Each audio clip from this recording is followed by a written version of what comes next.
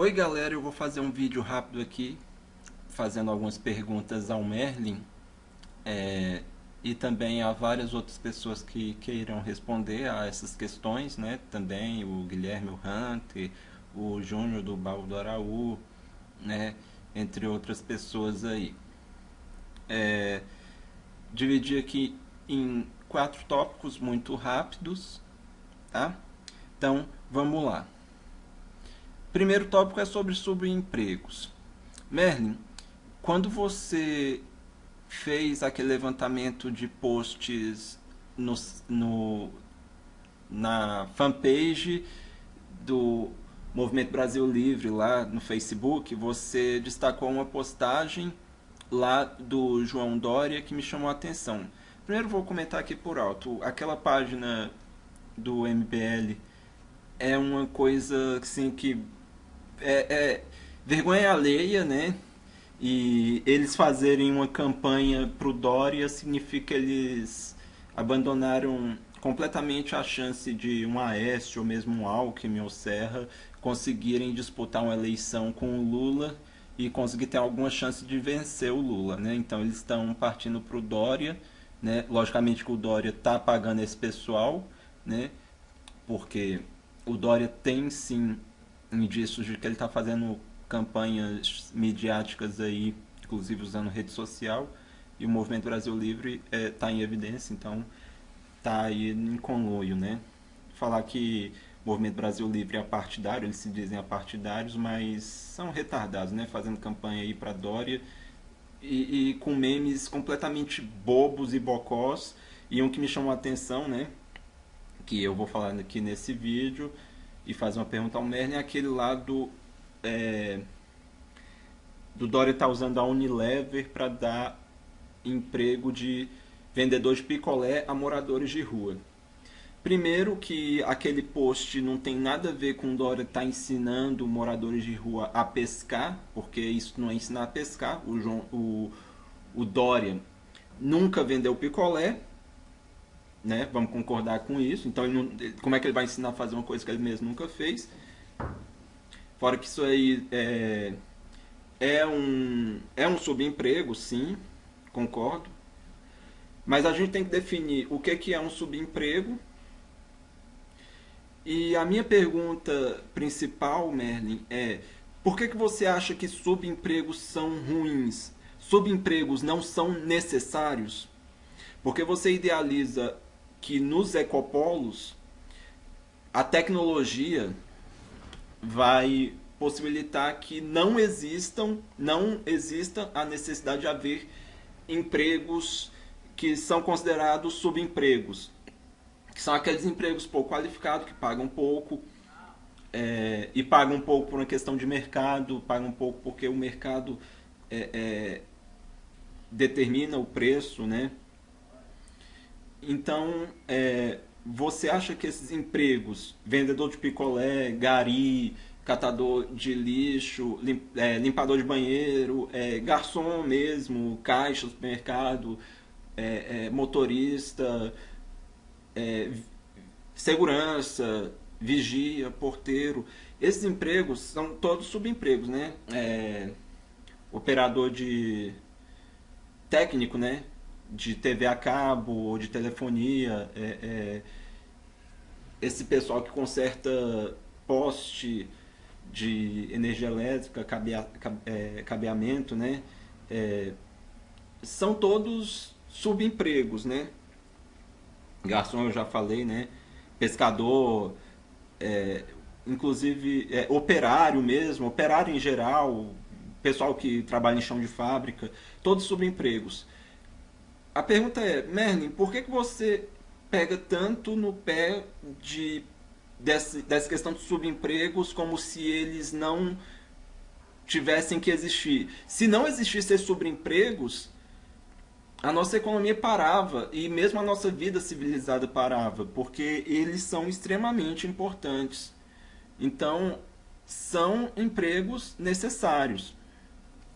Eles apenas são empregos mal pagos por uma questão de mercado. O mercado pressiona os salários desses empregos para baixo, porque eles são empregos pouco qualificados, porque o capitalismo tem essa coisa nefasta de fazer com quem está trabalhando em trabalhos extremamente necessários, periculosos, mais pouco qualificados, ganhe pouco, produza bastante, e quem fica com os ganhos da produção é o dono da empresa, ou mesmo o supervisor, enfim.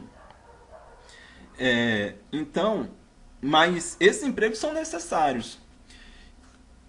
E o cenário em que você coloca em que esses empregos não seriam necessários, ele está num cenário ou que ele é utópico, né? Vai avançar tanto a tecnologia que as pessoas vão precisar só trabalhar 2 horas por dia. Eu acho que mesmo avançando tecnologia, vai ser necessário trabalhos em que pessoas vão ter que trabalhar muito mais do que isso, mas tudo bem. Então, ou está num cenário muito utópico, ou que está muito para frente. A tecnologia vai precisar avançar muito para isso acontecer, e principalmente tecnologia avançar exige capital. Então, nunca o capitalismo vai sair da jogada em um mundo em que você vai depender de tecnologia, porque tecnologia custa dinheiro, matéria-prima, ninguém vai extrair matéria-prima e entregar a outra pessoa de graça. Ninguém vai desenvolver uma tecnologia de graça e disponibilizar de graça para outras pessoas. Se você acabar com patentes, mesmo que as patentes tenham exclusividade provisória, né, elas têm que existir, porque isso é um incentivo para as pessoas investirem milhões em pesquisas para avanço tecnológico, ao meu ver, né? Então, ninguém vai querer investir em tecnologia para acabar com esses subempregos de graça e disponibilizar de graça, fora que avanço tecnológico para acabar com subempregos, o nome disso é automação do trabalho, e a automação do trabalho só vai gerar mais desemprego.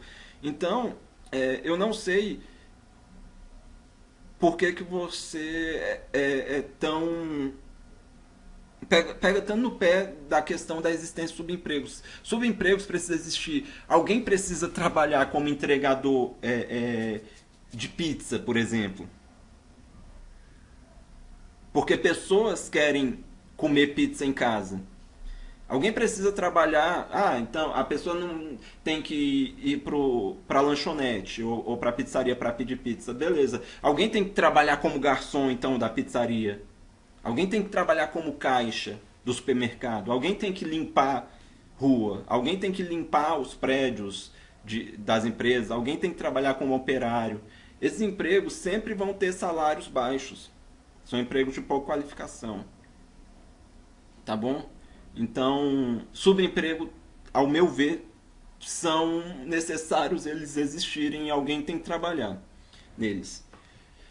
Eu não ia entrar num outro tópico, mas eu vou entrar como se fosse o tópico 1,5, que é essa questão de todo mundo querer ser rico no capitalismo, que é um erro. Mas é um erro que parece, Merlin, que você também cai. Que é essa questão de... É o que eu falei naqueles meus vídeos lá sobre bandidos versus policiais. A pessoa tem que aprender a viver com o que ela conseguir ter, ou com o que ela tem. Quando você fala em competição, Merlin, você fala que nem competição está errada porque nem todo mundo parte do mesmo ponto para conseguir todo mundo ficar rico. Primeiro que você está certo na questão de nem todo mundo parte do mesmo ponto. Muita gente já nasce rico. O filho do Mark Zuckerberg, né, dono do Facebook, o segundo filho vai nascer já milionário, bilionário, enquanto que milhares de bebezinhos nascem na miséria. Em favelas ou mesmo em cidades que nem tem água encanada no interior do Nordeste ou da região Norte. Então isso não é meritocracia, né? Não há meritocracia porque nem todo mundo parte do mesmo ponto. Só que a questão é a seguinte: nem todo mundo precisa ficar rico. Ninguém precisa ficar rico para viver bem. As pessoas precisam ganhar o suficiente para elas conseguirem ter uma qualidade de vida bacana. Mesmo um pobre numa favela consegue ter uma qualidade de vida superior à de um rei na Idade Média. Você mesmo falou isso. Então por que essa pessoa quer ficar rica? Por que essa pessoa quer status? Aprende a viver com o que tem. Aceita trabalhar como entregador em farmácia. Trabalhando como entregador em farmácia, ela vai ganhar um salário mínimo, vai conseguir viver bem. Ela vai passar alguma dificuldade, mas isso é muito mais fácil do que virar um bandido e arriscar a sua vida todos os dias. Então não tem justificativa nenhuma para uma pessoa dessa virar bandido porque ela não está aceitando um subemprego. A maioria das pessoas trabalham em subempregos. Eu já trabalhei em subemprego. Você também. Nunca passou pela minha cabeça abandonar o meu subemprego lá quando eu trabalhava de caixa em banco, dando aulinha particular. Ou mesmo se eu trabalhasse como office boy, ou mesmo como caixa de supermercado, ou mesmo como garçom numa lanchonete ou num restaurante. Nunca passaria pela minha cabeça abandonar esse subemprego para virar bandido. Coisa é essa? Até pela facilidade. É muito mais fácil você viver honestamente num subemprego do que você virar um bandido. E esses subempregos são altamente necessários. Eles têm a importância deles. Então, nem todo mundo precisa ficar rico. Um subemprego consegue te dar um salário que te dá uma qualidade de vida razoável. Consegue te dar um conforto, uma TV a cores em casa. Alugar uma kit que tem água encanada, né? Que tem energia elétrica. Parece ser pouco, mas isso é muito mais do que um rei na Idade Média. Não é? E as pessoas na Idade Média que não tinham nem isso? E eu não estou falando das pessoas da Idade Média que eram pobres, as ricas mesmo. Então, né? Vamos pensar um pouquinho aí. A pessoa querer ficar rica porque ela tá com inveja dos ricos, isso é um canalice. Virar bandido porque ela tá com inveja do rico, ela não precisa ser igual ao rico. Ela tem que aprender a viver com o que ela tem. Ah, não, mas o rico é mais feliz. Não! Dinheiro traz felicidade, mas não é um dinheiro que te faz ficar rico. É o dinheiro que faz você ter uma qualidade de vida razoável. Bem, o que traz felicidade são amigos. O que traz felicidade é você ter uma convivência boa com as pessoas em sua volta, ser uma pessoa honesta. A sensação de que você está vivendo bem, fazendo bem a outras pessoas e não de que você está prejudicando outras pessoas. Isso te faz feliz. Tem muito rico, aliás, a maioria das pessoas muito ricas são infelizes. Então não tem por que ficar com inveja de querer ser rico também. Isso é o grande problema do mundo atual, né? Todo mundo quer ficar rico, todo mundo quer ser rico porque acha que ser rico vai trazer um bem-estar que não traz. Uma felicidade que não traz. É lógico que você ficar na miséria e passar necessidade faz você ficar triste. Mas para você sair da miséria você não precisa ser rico. Você só precisa ter um emprego que te paga um salário bacaninha para você ter televisão, água encanada, moradia bacana. E aí tudo bem. Segunda questão. Quanto ao seu vídeo que você falou sobre os crimes e o fato das pessoas quererem que alguns criminosos morram. Primeiro que eu quero te parabenizar, porque você finalmente separou os crimes, né? Você diferenciou o crime sei lá, de roubar galinha do crime do cara matar outra pessoa, ou de um jovem assaltante apontar a arma e atirar na cara de um trabalhador no meio da rua porque quer o celular dele, né? Então você separou os crimes. Eu não concordo com bandido bom é bandido morto. Só que quando eu entrei naquela conversa sobre tentar entender a cabeça das pessoas que vão ao Facebook falar que bandido bom é bandido morto, é porque a gente precisa fazer um debate sobre esse tema, combatendo isso, primeiro entendendo por que as pessoas pensam assim. E eu vou repetir uma coisa que eu falei lá no Hangout. As pessoas que vão ao Facebook falar que bandido bom é bandido morto, primeiro elas estão se referindo a bandidos que cometem crimes cruéis. Assassinato, estupro, latrocínio. Elas não estão falando de bandido que rouba correntinha. Mas aí você falou, não, mas o bandido que foi amarrado num poste é porque ele roubou, tava roubando correntinha. Ele não matou ninguém. Sim, mas amarrar num poste não é matar, entendeu? As pessoas que pedem bandido bom é bandido morto são aquelas pessoas que matam crianças, pedem pra bandido bom é bandido morto, que são para aqueles bandidos que latrocinam, que estupram, enfim. Agora, por que esse pessoal fala que esses bandidos que cometem crimes cruéis, principalmente que cometem esses crimes cruéis na rua, no espaço urbano, onde elas também transitam nesses espaços, por que as pessoas querem que esses bandidos morram? Não são todas as pessoas, mas algumas. Porque esses crimes é o tipo de crime que coloca medo na população. Uma frase que vocês têm que guardar: as pessoas não se importam com a vítima.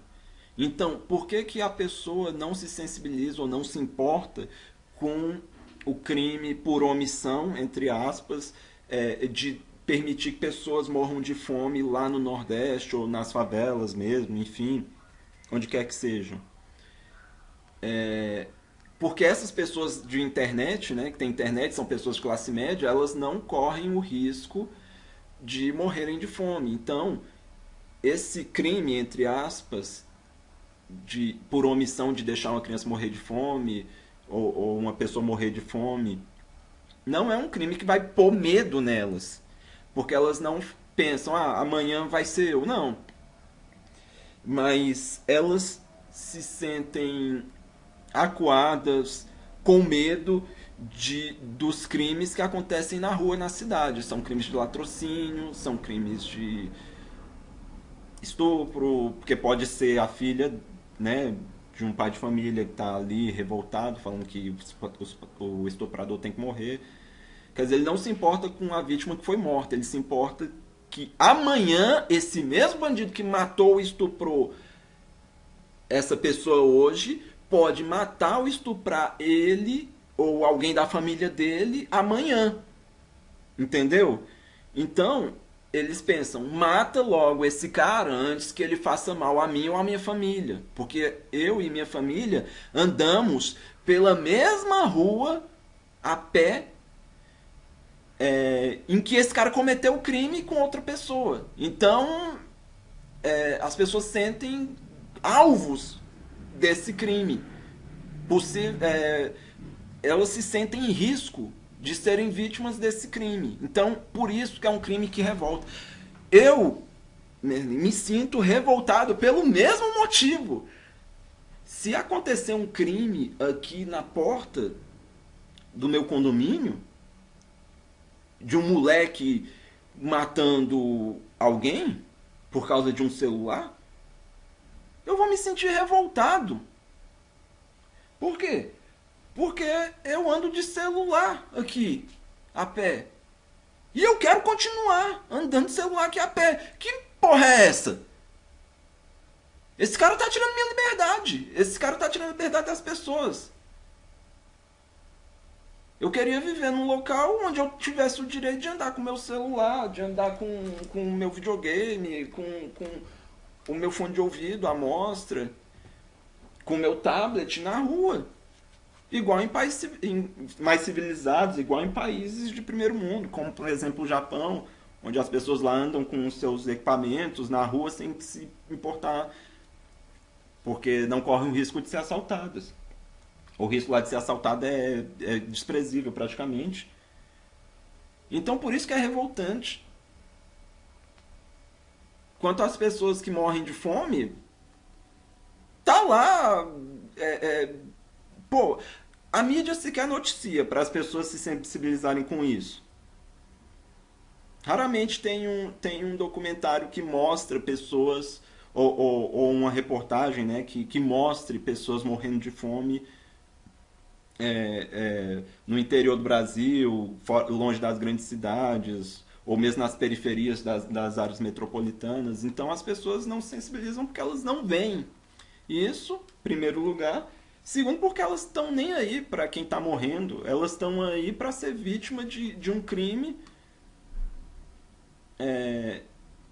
que é cometido hoje e pela questão da liberdade, né? Porque crimes que acontecem em espaço urbano tiram muito da liberdade das pessoas, porque elas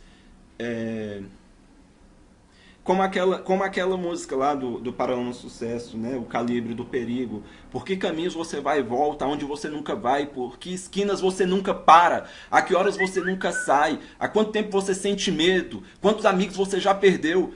Entrincheirados, vivendo em segredo. Ainda diz que não é problema seu. A vida já não é mais vida. No caos ninguém é cidadão. As promessas foram esquecidas, não há Estado, não há mais nação. Então, crimes fazem com que você seja proibido, entre aspas, de andar na rua a qualquer hora que você queira, de andar na rua da forma que você queira, entendeu? Por isso é revoltante. E é revoltante mesmo, porra. É isso, tem que entender. Tem que entender a cabeça do pessoal que tá pedindo para que o bandido morra. Mas não é todo bandido. É bandido que comete latrocínio. Um bandido comete latrocínio na porta da sua casa. E você sabe que ele ainda tá rondando ali. Imagine, você tem 4 filhos. E seus filhos precisam ir para a escola. E eles andam a pé. Eles voltam da escola relativamente tarde. No mesmo horário em que esse cara um dia matou um jovem porque quis roubar o tênis dele. Esse cara é como se ele tivesse com a arma apontada para os seus 4 filhos, só esperando eles passarem na rua onde você mora para ir lá assaltar e latrocidar eles. Mesmo eles entregando tênis, o cara ainda vai lá e mata. Principalmente se for de menor. Porque vai ficar impune. Então esse pessoal que pede também redução da maioridade penal, a gente tem que entender. Eles estão, entre aspas, mesmo que de forma errada, mas na cabeça deles, eles acham que pedindo bandido bom é bandido morto e redução da maioridade penal, eles estão, de alguma forma, tentando proteger os seus filhos e a si mesmos também, né? E as seu cônjuge, esposa, marido, né? Amigos, entes queridos, de serem mortos por esses criminosos que eles acham que vão continuar na rua, impune, e eles vão estar motivados a continuar praticando os crimes, porque eles vão estar impunes mesmo. Então é isso que eu queria falar. O tópico 3, como eu demorei bastante nos 2 primeiros, o tópico 3 é o seguinte. Você separou nesse mesmo vídeo, né, que você falou sobre crimes, diversos crimes, e entendeu, né, por que as pessoas desejam morte de criminosos. Mas você não separou estupradores de assassinos. Você acha que estuprador merece o mesmo fim que um assassino, que seria a morte, né? Lógico que você fez a ressalva falando que não pode haver pena de morte, porque o Estado é corrupto, o Estado ainda é uma representação da elite. Se houver pena de morte, dificilmente alguém da elite vai ser condenado à morte, só vai ser condenado pessoas pobres e tal. E isso eu concordo com tudo isso, por isso é um dos motivos que eu não concordo com pena de morte também, além do fato de que pena de morte é proibido pela nossa Constituição, inclusive com cláusula pétrea, não pode nenhuma emenda à Constituição instaurar pena de morte no nosso país. Para ter pena de morte no nosso país, assim como pena de, por exemplo, trabalhos forçados ou penas cruéis, iria precisar de uma revolução, porque você teria que acabar com essa Constituição e fazer outra, e isso só iria acontecer com uma revolução. Essa Constituição nossa está muito consolidada, é uma Constituição social-democrata, em teoria, né, na prática não é tão seguida assim, principalmente num governo neoliberal, como a gente está tendo atualmente aí, né? Mas não, e por causa disso não dá para revogar essa Constituição sem que haja uma revolução. Então, pena de morte esquece por questões legais e também por essa questão aí moral, né, de um Estado corrupto que vai decidir quem morre e quem vive, mas sendo a representação da elite, dificilmente um membro da elite iria ser condenado à morte, só pessoas pobres mesmo. Então, pena de morte, não. Mas é o seguinte, você falou que se a gente tivesse certeza de quem é assassino e quem é estuprador e que de fato o Estado não fosse representação da elite, ou seja, a lei se aplicasse igual para todo mundo, que os assassinos tivessem que ter os mesmos fins dos estupradores, que é a morte. Eu concordo em parte para os assassinos, mas não para os estupradores. Você tem que separar assassino de estuprador. O assassino comete um crime muito, mas muito, mas muito mais grave do que um estuprador. O estuprador comete um crime gravíssimo, um crime que tem que ser punido de forma exemplar. Estupro é um crime gravíssimo contra a dignidade da pessoa humana, contra a integridade física e tudo mais. Porém, a pessoa que é estuprada consegue se recuperar. É uma recuperação que demora muito, é uma recuperação que vai exigir muito apoio. Se a pessoa não tiver pessoas da família para apoiar, ela vai, ou tiver pessoas da família que por algum motivo conservador e tal não iriam querer apoiar essa pessoa, ela vai ter que ser amparada pelo Estado e tudo mais. Só que uma vítima de estupro consegue se recuperar e voltar a ter uma vida normal. A não ser que ela já tenha um problema pré-existente e o estupro agrave isso e cause um problema irreversível. Só que uma pessoa que é forte, consiga se superar de alguma forma, ela vai conseguir. Ela vai carregar esse trauma, mas ela vai conseguir fazer uma recuperação e voltar a ter uma vida normal. Então o estuprador não mereceria morrer, a não ser que ele cometa o estupro seguido de morte, ou que de alguma forma mutile as pessoas, ou que cause um dano físico irreversível à pessoa, enfim. Então, enquanto que a pessoa que morre, a pessoa que é assassinada, não tem volta, né? Então, assim, eu mesmo prefiro ser estuprado 1000 vezes do que ser morto uma vez, tá? Então, assim, lógico que eu não prefiro nenhuma nem outra, mas se eu pudesse escolher ser estuprado 1000 vezes ou ser assassinado uma vez, preferia ser estuprado 1000 vezes, que de estupro a gente consegue se recuperar, mesmo que carregando muitas sequelas, pro resto da vida, mas assassinato você morre e tchau. E o mundo acaba pra você e tchau. E você não consegue mais fazer nada, né? Porque você tá morto, enfim. Né? Então, quanto ao quarto tópico, tá? Que vai ser bem rápido, como você pode ver, que eu vou falar muito rapidamente. Aproveitando essa crise da onda, né? O Donald Trump, presidente dos Estados Unidos, acusou o governo Barack Obama de ter espionado ele lá na casa dele, né, nas residências onde ele vive, principalmente lá na Trump Tower em Nova York, né,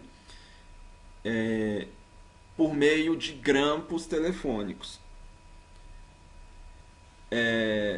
Isso, logicamente, se for comprovado, parece que o governo Trump não tem provas disso, mas isso é uma prática inaceitável, na minha opinião.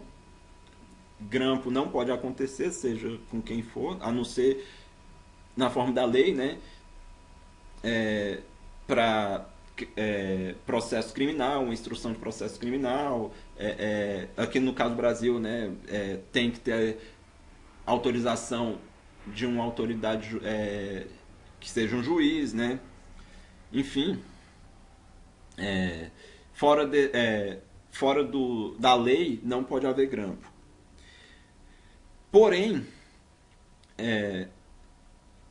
sites como o Wikileaks, que vazou vários documentos apontando que o governo americano principalmente, usou de grampo para espionar pessoas, cidadãos comuns, e aquele espião, né, que acho que trabalhou na CIA, se eu não me engano, que é o Edward Snowden, que inclusive pediu asilo político lá na Rússia. Eu não sei se agora com o governo Trump, que paga tanto para o governo russo atualmente, se esse cara poderia voltar para os Estados Unidos ou se não, mas não sei. Mas a mídia brasileira e mesmo a mídia internacional, eu vi que criticou muito esses sites que na verdade estavam denunciando práticas nefastas do Estado, do governo, em fazer espionagem de cidadãos comuns. No caso do Wikileaks, ele não denunciou só a espionagem, ele denunciou também práticas de tortura em Guantánamo, ele denunciou planos para matar civis em bombardeios lá da OTAN e dos Estados Unidos, em países em que eles estavam combatendo lá terroristas, enfim, como o Estado Islâmico. Como você falou, né, no vídeo lá, que você fala que governos promovem terrorismo, e terrorismo é você atacar alvos civis. Atacar alvos civis é terrorismo, tá? Fazer ataque a alvos militares não é terrorismo. Mesmo que você não declare guerra ou que você faça esse ataque surpresa, isso não é terrorismo, afinal são alvos militares. Se você coloca uma base militar no meio do oceano entre meu país e seu, você tem que esperar ser atacado a qualquer momento. Mesmo que eu não avise e que eu não declare guerra a você. Então, beleza, aí não é terrorismo. Agora, você atacar alvos civis de pessoas que estão no país dela lá, né? Não declararam guerra a ninguém, isso aí é terrorismo. Então, o governo americano promoveu o terrorismo nesses países. O Wikileaks apontou isso. E a imprensa brasileira, sempre que vai se posicionar para falar sobre o Wikileaks de Edward Snowden, sempre critica. Eu quero que você me fale sobre essa postura da imprensa em relação ao Wikileaks e ao Edward Snowden, de ficar criticando. Quer dizer, os caras fazem um favor para a população de falar: olha, gente, cuidado, o governo está fazendo merda, o governo está espionando vocês. Quer dizer, esse pessoal, o Edward Snowden e o Wikileaks, fizeram um bem à população de denunciar esse Estado que não respeita a privacidade das pessoas, que faz merda, que mata pessoas, mata inocentes. E a imprensa brasileira critica esse pessoal por quê? né? Então, é uma coisa que você vai concordar que a postura da imprensa brasileira em relação ao Wikileaks de Edward Snowden é uma porcaria, uma merda, né? Mas era isso que eu queria falar, então responda aí ao vídeo, né? Eu só fiz esse vídeo porque você está demorando demais a me chamar para Hangout de novo, para fazer outros vídeos. Não sei o que está acontecendo, mas é uma provocação que eu te faço aí, tá? Menos de 40 minutos de vídeo, então eu não vou editar. Esse meu vídeo está muito menor até do que os seus, então vamos lá, né? Falou.